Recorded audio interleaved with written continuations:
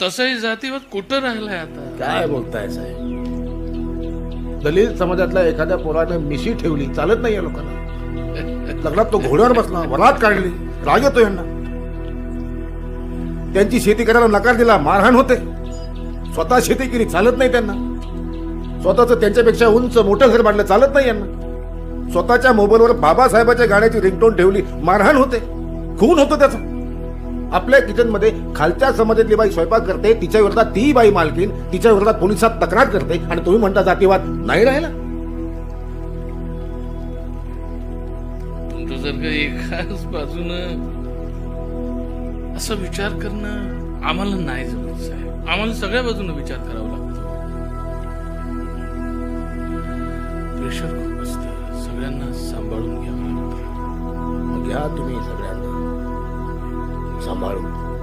अरे 2 खून काय झाले, त्यांची लगेच बोंबाबोंब सुरू झाली. दलित हत्याकांड, जाती अत्याचार. मला ना आपल्या इकडच्या या जातीवादाचा भयंकर वीट आला. किती बॅकवर्ड आहे हे सगळं. कधी जमणार आहे काय माहिती. कसं संपणार, कधी संपणार? जन्माच्या दाखल्यापासून जातीचा उल्लेख करावा लागतो तुम्हाला त्याच्यावर. त्याच्यातनं आरक्षण, त्यातून मिळणारे फायदे. काही काही लोक तर जातीची खोटी प्रमाणपत्र मिळवतात फायदे मिळवण्यासाठी.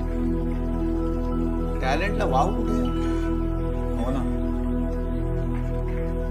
बरं झालं माझं MS साठी US ला ऍडमिशन झालं. नाहीतर इथे माझं काय झालं असतं काय माहिती. आमची कंप्लेंट करते काय?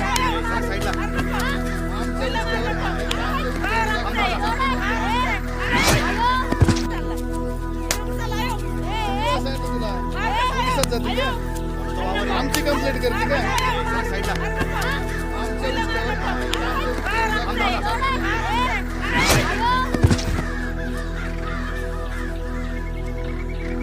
संपून टाक तिला पण.